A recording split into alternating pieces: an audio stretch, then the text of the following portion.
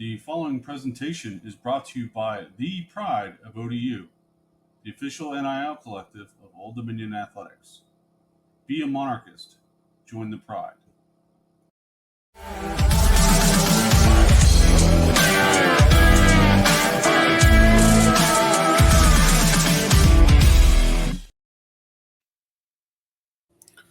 Mark Nation, it's another Victory Sunday, the second in 3 weeks. Old Dominion beats Georgia State 21-14.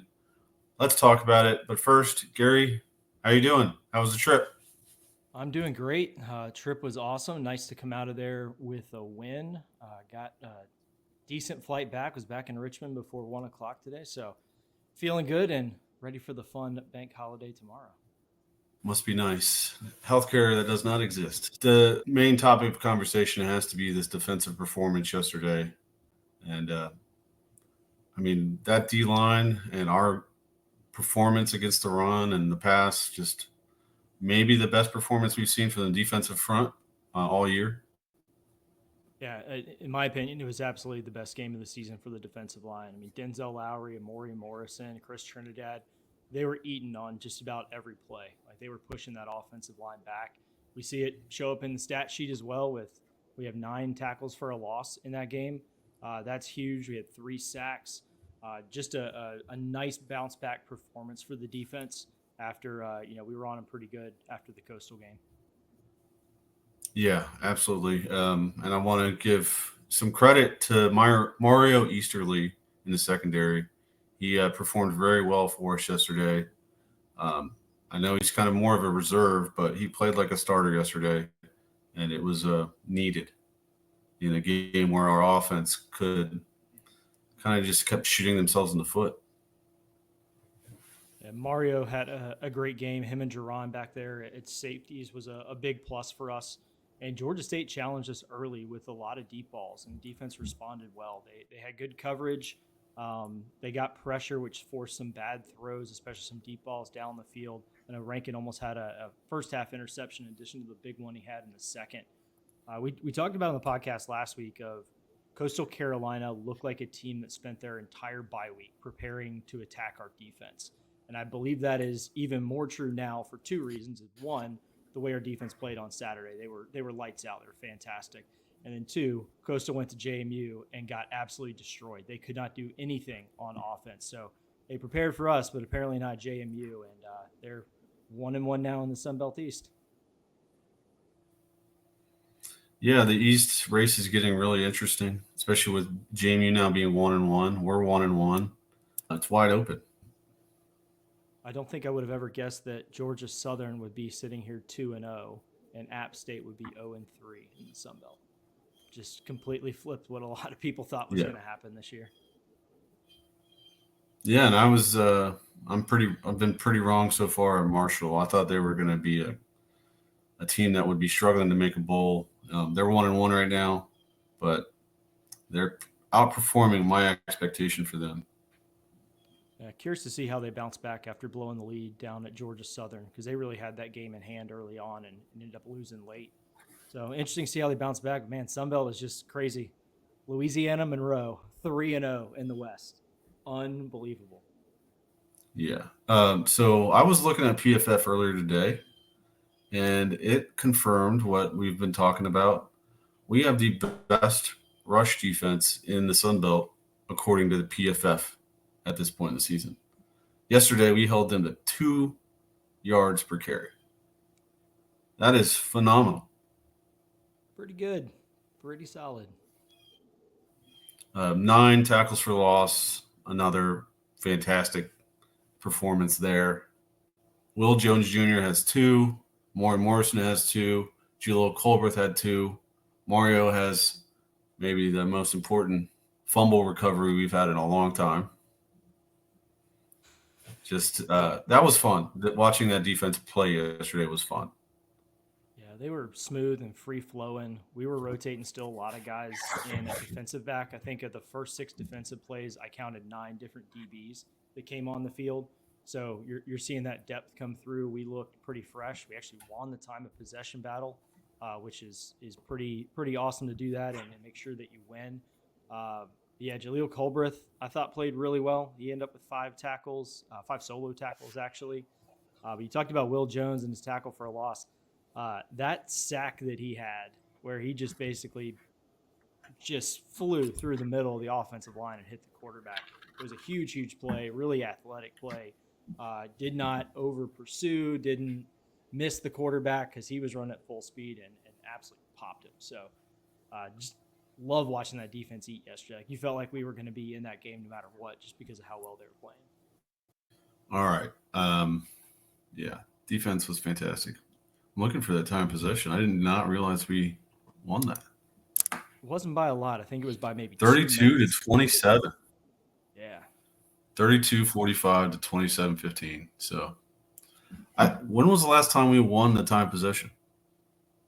I think we may have actually won the time of possession battle at Coastal, but it was within seconds of their time of possession. This is the biggest advantage we've had there in a while. And we were really smart on offense in that fourth quarter. We went to a ground and pound. We took almost the entire play clock off.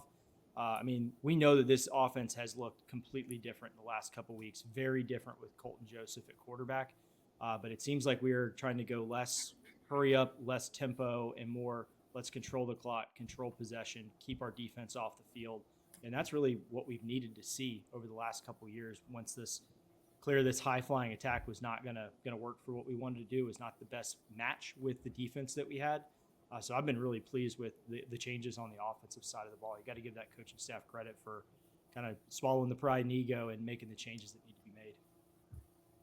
Yeah, I'm still not quite happy with some of our passing calls. Way too many deep shots. I'd like to get back to more of that intermediate and short area. It works, and it helps make drives more successful. Case in point on that, Pat Conroy yesterday. Almost all of his routes were towards the middle of the field. He had 7 targets. He had a career high 7 catches, 43 yards after the catch. Heck of a day. And I asked Coach Ronnie about that in the post-game press conference and kind of indicated to him that Pat was becoming a fan favorite because of how tough he is. And he said, you have no idea how tough he is and what he's having to do just to be able to go out on the field and play with whatever injuries and pain he's dealing with, because he's really the only tight end that we have active on the roster, and he's out there so many plays. So, I mean, you want a toughness award. I think Pat Conroy is well ahead of the rest on getting it. We have a tough team. Yeah, there was one play I saw where his leg kind of got grabbed as he was going down. You could see him getting up pretty gingerly, stretching it out, and just runs right back to line up. So, yeah, he's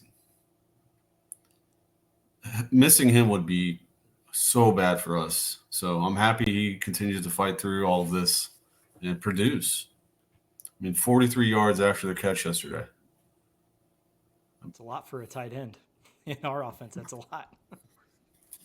Considering he had 61 yards, 43 of those came after the catch. I mean, that's phenomenal. Yeah, that's developing a good relationship with your new quarterback, getting to space, following him when he's rolling out of the pocket and moving around in the pocket. Just Pat Conroy might be the surprise to me on offense in terms of production. Like, he kind of just got thrown in the fire when other guys were down, and man, he has stepped up in a really big way for us this year. So salute to Pat. And he's an example that there's ballers at all levels of college football. I mean, he came here from Merrimack, which is what's that, D3? I think so, yeah. So, I mean, the fact they found him, pretty awesome, but it just makes you wonder how many other guys are like that out there that we just don't know about because they're playing Division III ball. Yeah, he does not look like a Division III player on the field right now. I can tell you that. And someone else in this offense that really stepped up on Saturday, Tariq Sims. With Aaron Young being out with the injury, it was a 3-headed monster in the backfield, and there was really no drop-off. He had a career high in rushing yards. His previous career high in rushing yards was actually against Georgia State as well. Happy to see him get the touchdown. I asked him about that touchdown run afterwards, and there was great blocking there. Santana Saunders and Stephen DeBose Byrne did a great job of just sealing that run and opening a big hole for him. He ran right through. Happy to see his hard work pay off, getting into the end zone again for us, and hopefully becoming a more steady rotation piece there in that backfield. Yeah, and early in the game, our guy Elijah Hoskins, who was just given a scholarship, we see him go down with an injury, and he's replaced by Woodsma. I was worried about that at that moment, what our offensive line would look like the rest of the day, and we produced on the ground, especially with Colton and those backs, 228 yards on the ground. Uh, so we didn't see much change there yesterday. The run game really took off in the second half, and I think it has a lot to do with Colton Joseph leading the charge there with rushing. They had to account for him more defensively, so that gave a little bit more breathing room for our running backs, made things a little bit easier on our offensive line too. But that move to have him run a little bit more there in the second half really, really opened things up for us. Big Woo, he definitely had some tough plays. He got a couple holding calls. He's got to tighten that up, but there wasn't a huge drop off like I was expecting when Hoskins went down. And feel for Hoskins, he went down in the last game against Coastal. I think his family was telling me he had broken that ankle in high school and all of that. So it didn't look good. He was able to walk to the sideline, got carted to the locker room. So wishing him nothing but the best. And hopefully he's able to do that miracle again and come back and play next week. Yeah, we'll be praying for you, Elijah. All right. I keep going back to this defense. How many critical plays they made, especially late in the game. We're up 21-14. Georgia State gets the onside kick with their box out, and the very lucky roll for them. And we come up huge with the strip sack fumble. Uh, just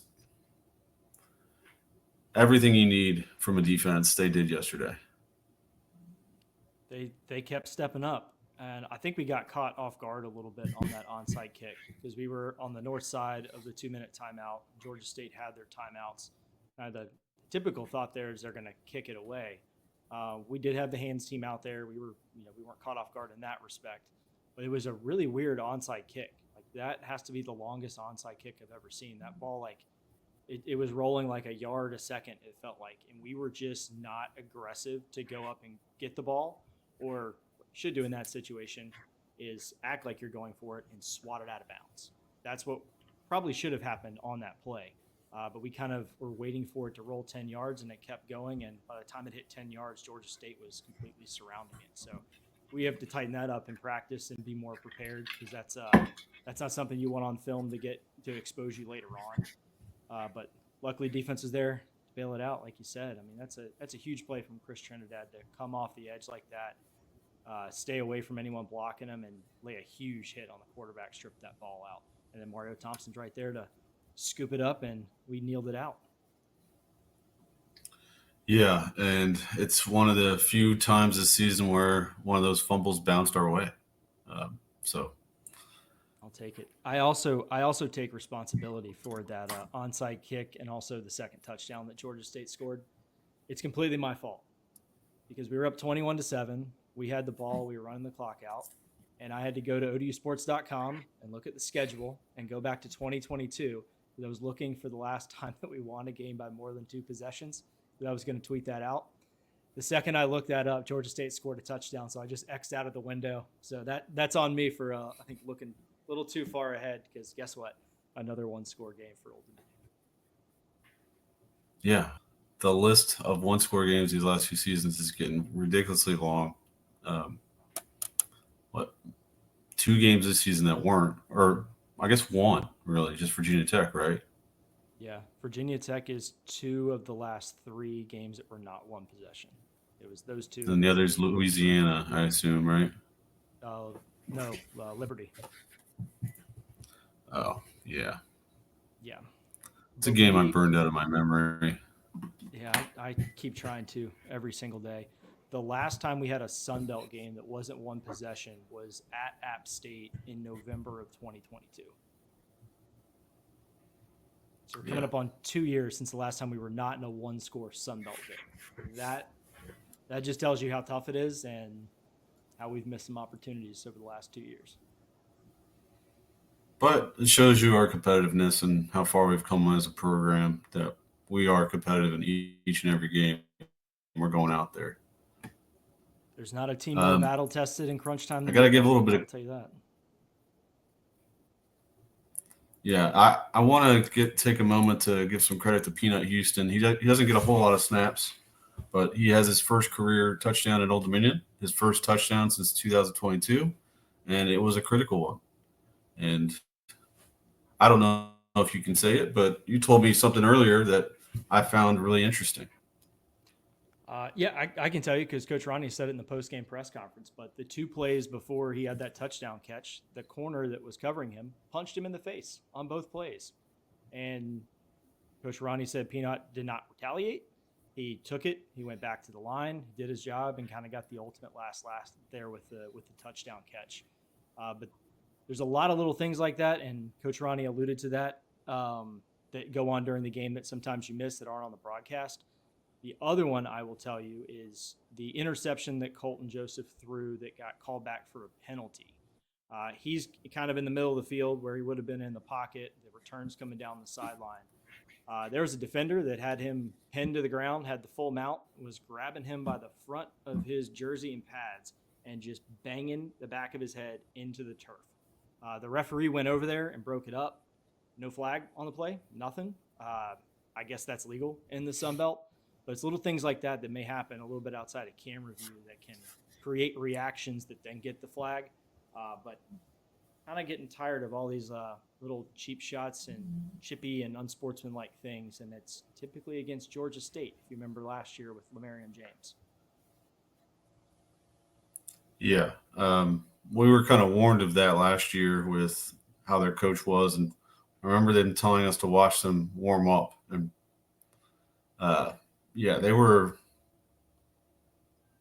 I'm glad he's not their coach anymore. I'll just say that. Yeah.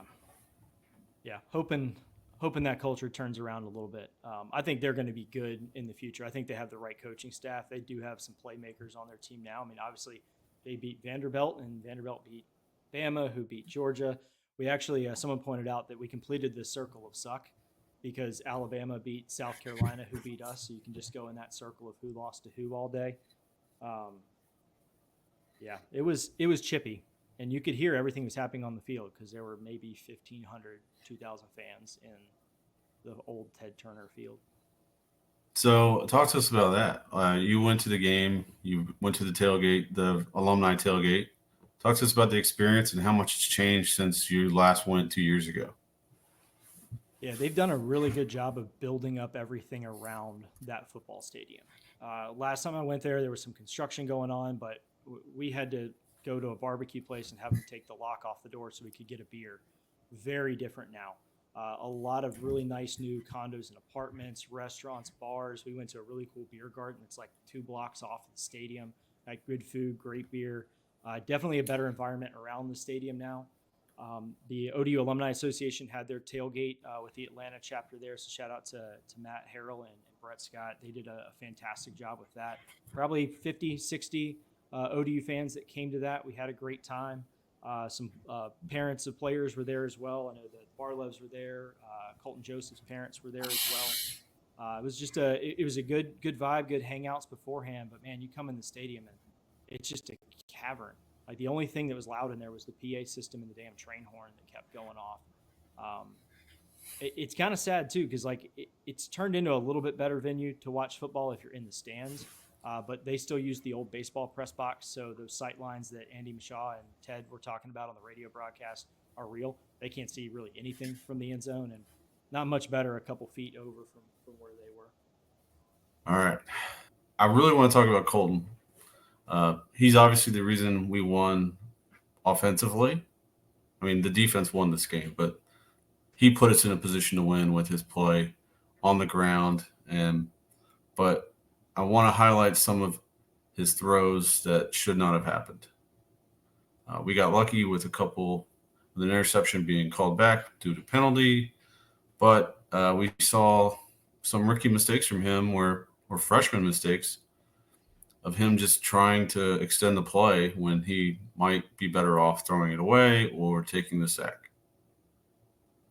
Yeah, the interception he threw that counted, he was rolling not arm side, threw across his body on a drag route into some coverage. I mean, things that are going to happen in your first couple games that you're going to play, and it's just things you got to grow from. He took some shots on the sideline before he was going out of bounds, so you're right on the money there with just more reps, more things like that. That'll start to fall into place. That he's got to protect himself a little bit because Grant was there, but he was not dressed out, and I don't know if he's gonna be dressed out for the rest of the season. And Quinn Henical, like ton of potential there, shown some flashes, but he clearly needs like more time in the system before he's ready to kind of take the reins over there. Yeah, I mean, I'm confident in saying Colton is our best QB moving forward. I think he's the QB1 because the offense just looks different with him. And his ability to move around the pocket and his decision making have made me enjoy watching the offense again. He doesn't hesitate for those deep shots. He takes them when they're there. We could work a little bit on accuracy and all that, but it just looks better with him at quarterback. Yeah, I agree. I don't think there's any doubt that he's QB1 going forward. Georgia State was doing a lot with the way they were disguising their coverage, especially in the first half too, where they made it look like they kind of had like a cover one and they were running man press on the outside. Then they would shift and it was more like a cover two or quarters or something like that. So they were doing a lot to try to throw him off, and I think that's why we were a little more stagnant in the first half. That we really struggled to run the football. But as he started settling in, like he looked much better in the second half, making good decisions with his feet, continuing to keep his eyes downfield. There's a ton of potential there, and I think it only gets better with more and more reps. And Aaron is still over in, I think last check he was in Germany on a cruise watching the football game last night. That's what I saw come through. But he shot us a text just kind of giving his thoughts on the game, so I want to read that to you all. Monarchs win and Colton logs valuable snaps and is allowed to grow into the QB1 role. It's a process that's going to take time, but will bear fruit moving forward. We continue to run the rock effectively, both from the running back and QB positions, and hit a few timely passes when we desperately needed it. The defense bounces back, completely shuts down the run, and we win, saving the 50-yard Ethan Sanchez kick for next week. I think we know what Aaron's prediction is going to be for Texas State on Saturday. I think that is the prediction right there for Aaron. It. I hope he and his lovely wife are having a great time. But do you have anything else on this game you want to talk about? Well, no, I mean, I do want to talk more about the end of the game, especially those last couple minutes, because I'm sure that just like every other ODU fan out there were a lot of really bad thoughts creeping into your head after they scored the touchdown to make it a 7-point game and they got the onside kick. I was feeling that too. I was like, oh shit, here we go. This is repayment for the crazy win we had against them last year. The season's over. All of those awful, terrible thoughts were in my head. I know there were some tweets that went out and were floating around, and there were a lot less of them about an hour after the game. But yeah, I understand how ODU fans are feeling because I was feeling the same way. Some table pounding in the press box for sure. But thankfully, the defense stepped up, and it was a game that was essentially a must-win for us, and we won it. Wasn't pretty, wasn't perfect. Defense played really well. Still have a lot of work to do, but winning that game keeps goals in mind. It keeps us right in the mix to go win the Sun Belt East. And the most important thing to do in that game was to win, and that's what we did. And we took 2 out of 3 of these really difficult road games against pretty good teams. And that's not something I was super confident about coming into this 3-game road stretch. Now we get to come home. We got one on Saturday, turn around quick Thursday. We win both of those, and I think everyone feels a lot differently about the rest of the season. Yeah, it's better to win ugly than – it's just better to win ugly than – yeah. Yeah. All right. I guess before we move on to Texas State, I need to talk about the watch party yesterday. Oh, yeah. That looked awesome. Great turnout again by our Old Dominion fans. It seems to be growing each week. We're getting more new people we've never met before. We're getting more people to join the collective and just have a really good time. The energy has been awesome. The Austins joined us yesterday, and they enjoyed that ending just as much as we did. A lot of Monarch was drank. We are out of kegs, but you can get them to can pour you there. So I think that's the move moving forward. There are cans for people coming in for homecoming. So make sure you stop by and pick up a 4-pack or more. And then next Friday, we'll be having our next pep rally at Afterglow to get ready for Texas State. So at this point, we're going to take a moment to recognize the pride, and we'll be right back. This episode of the Monarchist Podcast is brought to you by the Pride of ODU Collective. Their mission is to elevate the experience of student athletes through name, image, and likeness, while also elevating the fan experience. If you or your business are interested in getting involved, you can reach out to us directly or go over to theprideofodu.com. That is theprideofodu.com. Thank you for listening, and go Monarchs. All right, so next Saturday at 3:30, Old Dominion hosts Texas State for the very first time. We've never played them before, and they're a very good offensive team that is kind of worrisome for me, given their talent on offense. I mean, they had the Sun Belt Player of the Year transfer in after they were already a good offense before that. They're 4-2 right now, 1-1 on the road. What's your main concern going forward with this game? I mean, their offense is really good. In my opinion, the best offense in the Sun Belt, and I don't think it's particularly close. You talked about the offensive player of the year in the Sun Belt last year, Jordan McLeod, going from JMU to Texas State. He's been elite this year. I mean, completing 71% of his passes. He's over 1,700 yards, 19 touchdowns, only 5 interceptions. He's only been sacked 5 times. Does it on the ground as well. He's got 202 yards rushing, averaging 6.1 yards a carry with 4 rushing touchdowns. He is a problem, and you're going to have to hit him. You're going to have to contain him, and you're going to have to cover well. Like, no matter how good our defense is, they are going to give up points in this game. That's just a fact of life with Texas State coming in. I think they can do a good job of limiting them and not letting them get up in the 40s and the 50s.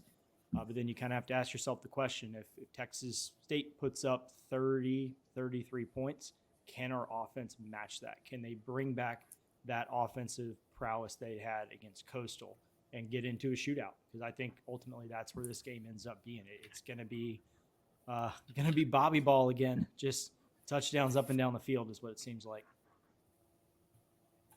Yeah, and while we're talking about it, I got to give credit to Ishmael Mahdi. He's having a fantastic year, 5.2 yards per carry, 507 on the year. He's just a workhorse, and he's getting it done on the ground. Jordan McLeod, who you already mentioned, he's got 6.1 yards per carry. So they are a pass-based offense, but they can run the damn ball. Yeah, their offense runs similar to the one that we've been trying to run, where they spread you out, they get the ball out of the quarterback's hand very quickly, and then if they get the numbers advantage, they're going to run on you. So they can run, they can pass, they can do a little bit of everything. Joey Hobart is their big wide receiver. They have, I think, 4 guys that are really good, but Joey Hobart kind of leads the way. He's got 42 catches, 411 yards, and 7 touchdowns. He is definitely their go-to guy in the red zone, but you can go and lock him down and shut him down, but they got 3 other guys on that team that are over 200 yards receiving this year and 3 or more receiving touchdowns. Like, they can put up points quick, fast, and in a hurry. And all you need is just one little mistake, one lean the wrong way, get the wrong leverage at some point, and they're going to burn you. I will say, though, their defense is not nearly as strong as their offense is. So we will have that ability to put up points if our offense can go out and execute. Yesterday, they held Arkansas State to 9 points. Troy put up 17 on them. They're really only their stumbles this year. They were in a really good game with Arizona State and lost by 3. And then they lost on the road to Sam Houston, who's I think might be the team to beat Liberty in Conference USA. They lost by 1 on the road to Sam Houston. So they're a good team. This is a big, big test for both the offense and the defense on Saturday. All right. So we're going to have to, on our offense, we're going to have to run the ball on them and try to gain control of the clock for a second straight week. I mean, you talked about a shootout. What's the best way to avoid a shootout? And it's to control the clock. Uh, Yeah, we're going to have take to it. do it.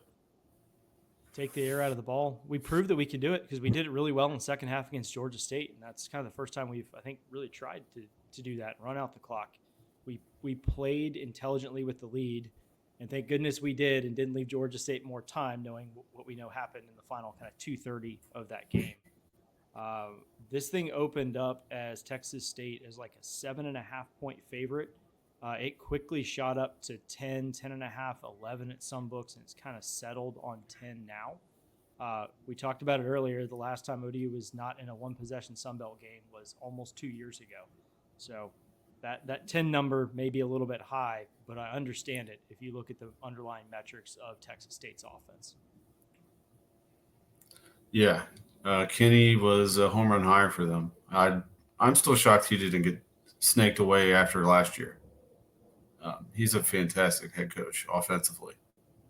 And man, talk about just dumb luck. Their whole quarterback situation, they get a guy in, his pass comes to light, they kick him off, and then boom, Jordan McLeod lands in your lap.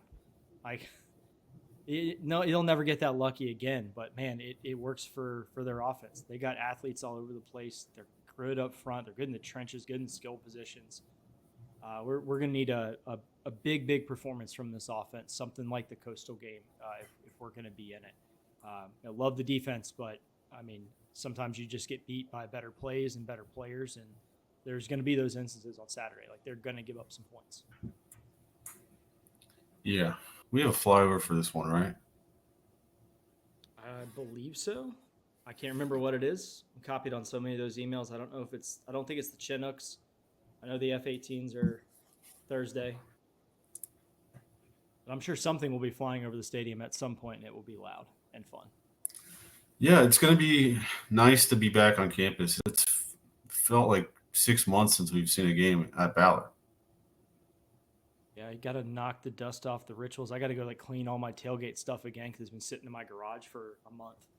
But it would be great for this team, having gone and won 2 out of 3 on the road, to have some really good fan support on Saturday. It's homecoming. We have a good team coming in. Uh, Angelo Rankin was talking about post game of keep believing in the team. We're working. We're getting better. Come out and support. And I would love to see a good home crowd for this team because you can really get some momentum running here. You take 2 out of 3 tough road games. You get Texas State, who has to travel a long way. Like, don't underestimate the travel component. And then if we're able to somehow pull off a win Saturday, you got Georgia Southern on a short week at home. You could very quickly find yourself a 500 ball club in a 10-day period. And they really could use some fan support to try to make that happen. Show up, fans. We need everyone there for this ball club. If we can give them a good home environment, they're going to react and play well. Uh, Interestingly enough, second straight year we've played a Texas team for homecoming. Hopefully the offense is a little bit better than that.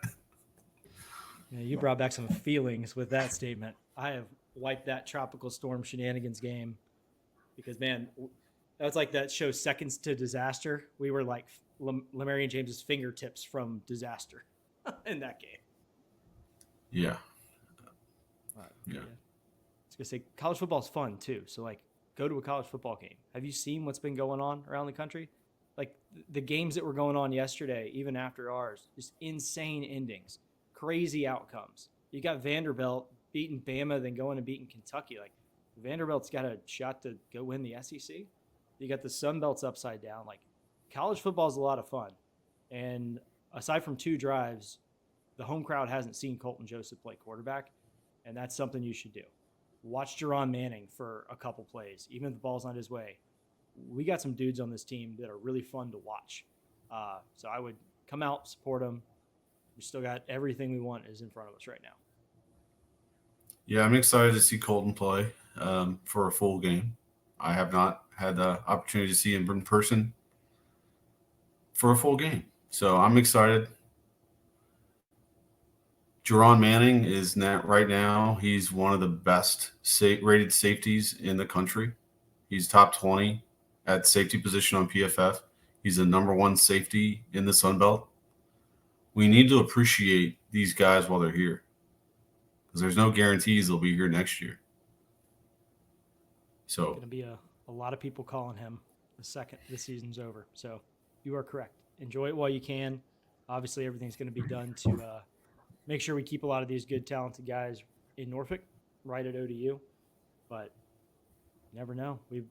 We're still banged up, got a lot of injuries, got a lot of guys that are playing really hard through some tough injuries. And unless the Sun Belt mandates an injury report, you'll never know it. But understand those guys are going through a lot, and they're putting in a lot of work to get themselves on the field. And that's just something I always appreciate, especially getting to know these guys a little bit more over the past few weeks. yeah, so Texas State.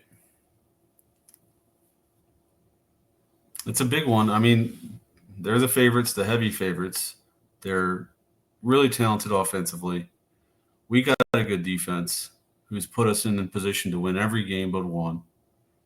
Um, we have a chance here, I think.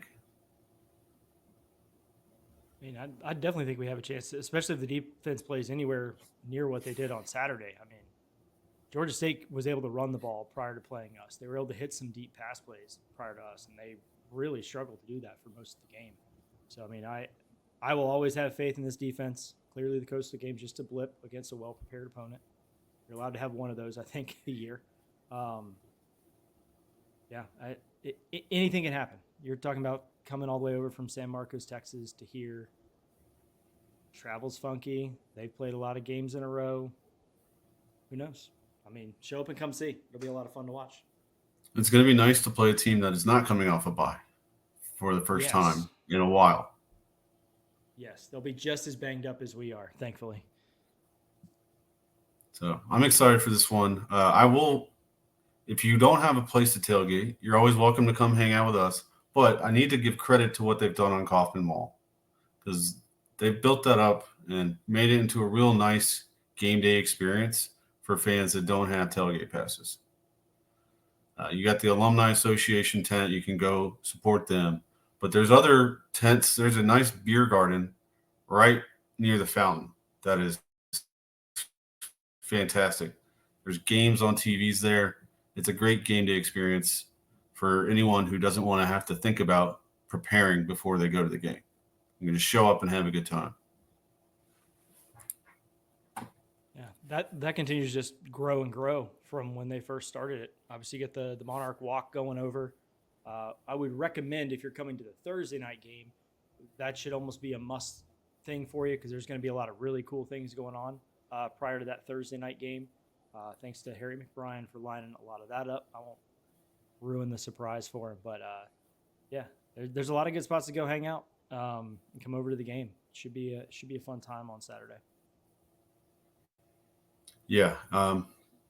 I will add, if you are a fan of basketball, it's a good opportunity to meet Mike Jones and the basketball team or the women's basketball team because they are tailgating on Kaufman Mall. So there's a lot of good reasons to go over there and just take that in, even if it's just for the Monarch March.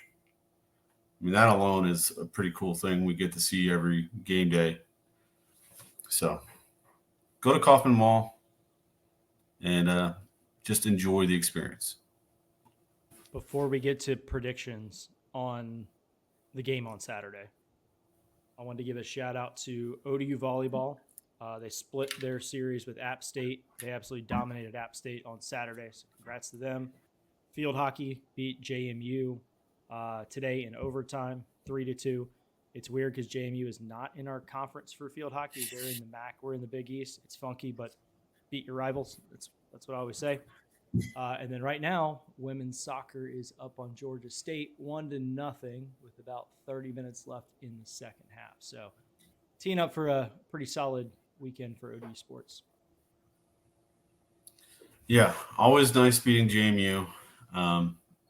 We get a notch in that. What are they still doing that rivalry trophy thing with them? I think so. I don't think I've paid any attention to it, and I think even if we win it by shutout, I probably still won't pay much attention to it. But yeah, there's a Twitter account somewhere that a JMU fan runs that consistently updates the score, and that's usually if I want to know what it is, I go to that account. Yeah, they've done really well against us the last 2 years. So any time we get a win against them, it's worth celebrating. So way to go, ODU field hockey. All right. So we know Aaron's prediction. He's got us winning with a 50-yard field goal from Ethan Sanchez. I'm still trying to figure it out in my head. I know we're going to beat the spread just because that's what we do. It's going to be a one-score game. Vegas should know this by now. You would think. But I haven't really made up my mind on who I'm picking yet. So I'd like for you to go first if you could. Yeah, so I'm with you on the spread. I'm hoping that I can somehow catch it when it jumps back to 11, if I can cross a state line or get to the Potomac River, because I definitely want that. That number's too high. I'm gonna maybe go with the reverse jinx here. I think we cover, but I don't think we're gonna win this game. I think it's gonna be a 7-point game, but Texas State's gonna make one more play on offense than we're able to. It's gonna be a motivating win for us, or motivating loss going forward to go win on Thursday night. But I do think that Texas State comes in and gets the victory, although we will cover and be in it late. All right, that's fair. They have senior quarterback who is he's getting it done for the second year in a row. However, we did bother him last year in Harrisonburg, and we were able to get to him. That's going to be the key on Saturday. Controlling the clock and getting to the quarterback, which we showed we could do against Georgia State. So I'm taking ODU to win this game in a shocker. It's going to upend everyone's expectations of Old Dominion and Texas State, and it's going to put us in a great position moving forward. I am rooting for you to be correct on Saturday.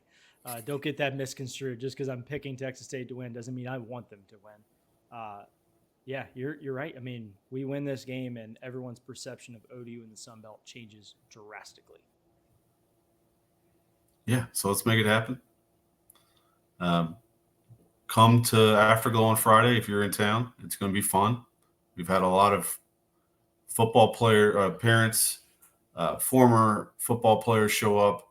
It's always a great experience. Last time we had the line that blocks for Taylor Heineke all come hang out. So come out, meet some fellow Monarchs, and drink some good beer and get ready for this game next Saturday. And it looks like right now the weather is going to be beautiful in Norfolk. Like high of 72, 73, might get a little bit chilly by the end of the game, but perfect football weather. Nothing better you could be doing on Saturday than going to ODU game. Yeah. Let's pack Ballard, pack the castle, make it a tough place to play again. All right. Absolutely. Thanks for listening. Go Monarchs. Go Monarchs.